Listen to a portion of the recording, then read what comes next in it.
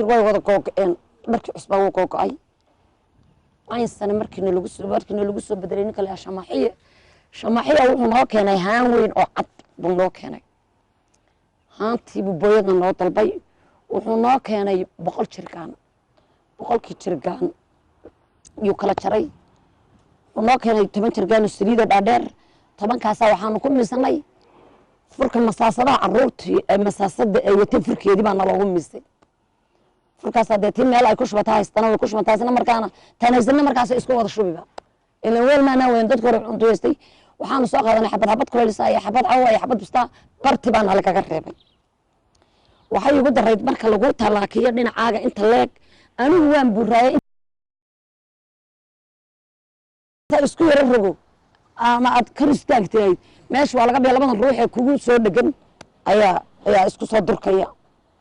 waa inaad fadhido markii la soo daayin xorriyadayda helay yaa waxay kala qabsatay inaan saa u fadhiyo gurigeyga daaradayda iyo mid faamigeyga oo dad aan ilaa waxa uu tababarkii baan qaatay sayna fadhiyo baalka dunta inuu kaas kali midnaalkan kaas kali fadhigi inaan saa u fadhiisto oo loo kari waayo dadku yiraahdaan maxaad isla yiraahdaan la jeelkii baan u barto kolkaas saas iraa kolba saa oran waan tarbiyad qaadanay yaa ilmaha waxaad ku tarbiyadaysan buu noqon sama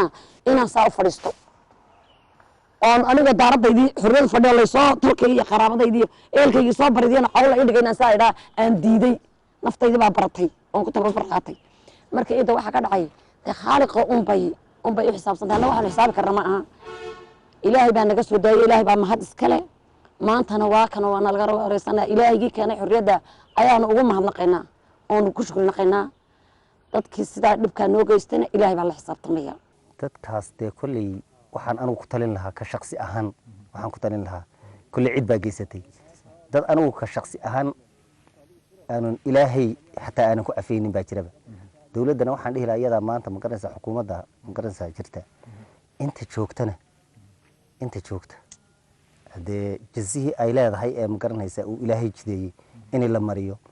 intii ma garanaysa hadda ma garanaysa ka maqana waqtigay timaado in ma garanaysa iyagana sida iyo kadalika waqtigooda la sugo saasan ku talin lahaano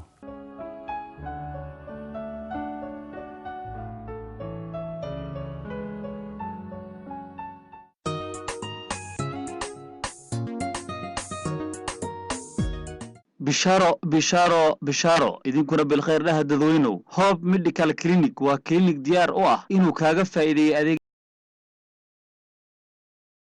qiimo jaban daryeel caafimaad oo hufan kaasoo u furan xubin kasta oo kamid ah bulshada deegaanka Soomaalida Hope Medical Clinic waa clinic diyaar u ah inay bukaanka iyo qoyskooda ay ka helaan dhakhaatiir aqoon sare leh sidoo kalena leh khibrad guud oo ay aragnimo ah taasoo qancinaysa macaamiisha waxayna xaruntani markaasi bixinaysaa adeeg macaamiisheeda raali gelinaya iyadoo xaruntu ay shaqaynayso dhammaan maalmaha toddobaadka oo ay kamid yihiin Sabtida iyo Axadda ee 24 saac iyadoo halkaan ay diyaar idin ku yihiin dhakhaatiir iyo kalkaaliyaal caafimaad oo aqoontoodu sareyso markaasi adeegsiinta khidmadda macaamiisha adeeg caafimaad oo tayadiisu ay sareyso adeegyada aad ka heli kartaan waxa kamid ah adeega shaybaarka qalabkii ugu dambeeyay takhasuska caafimaadka oo ay kamid yihiin daaweynta guud baaritaanka guud ee cudurrada sida cudurrada ku dhaca hooyada dhallaanka wadna xanuunka cudurka sonkorta dhiig karka iyo cudurrada kale hadaba bulshoy bukaan socod u baahan daryeel caafimaad oo degdeg ah waxa idin haysa xarunta adeega daryeelka caafimaadka sare